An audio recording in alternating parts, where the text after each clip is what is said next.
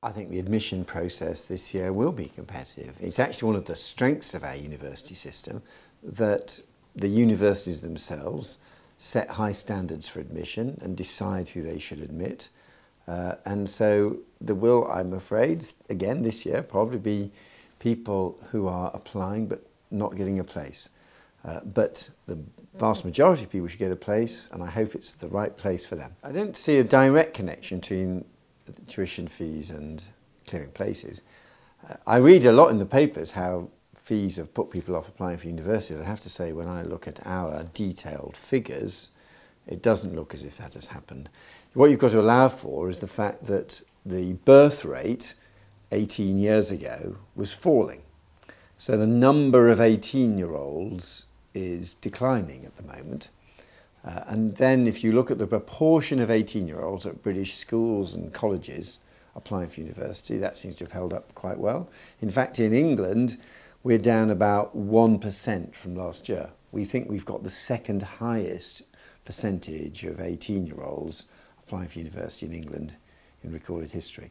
That's one of the reasons why it is still going to be a tough, competitive year for young people. I think students should get better value for money. And let's be clear, of course, what value for money means. No student is going to have to pay up front to go to university. That's not the system, and I hope that the people watching on the Telegraph website are already familiar with that.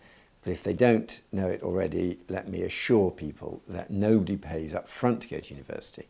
But you do pay back as a graduate through the tax system. It's not like a commercial debt or anything, but there's a rate of 29% income tax on your earnings above £21,000.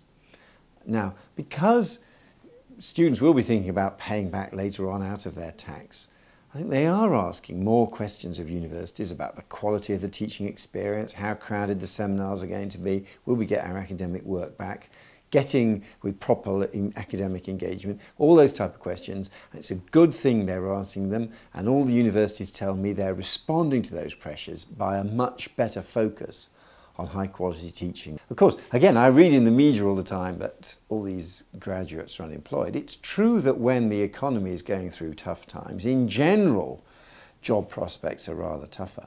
But it's always the case, it's a very clear pattern in the British jobs market, that if you've got a degree, in general, you're more likely to get a job, more likely to stay and work, and more likely to earn more.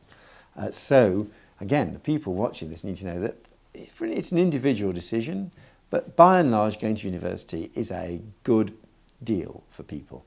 It improves their employment prospects, and for many people, it's a life-transforming experience.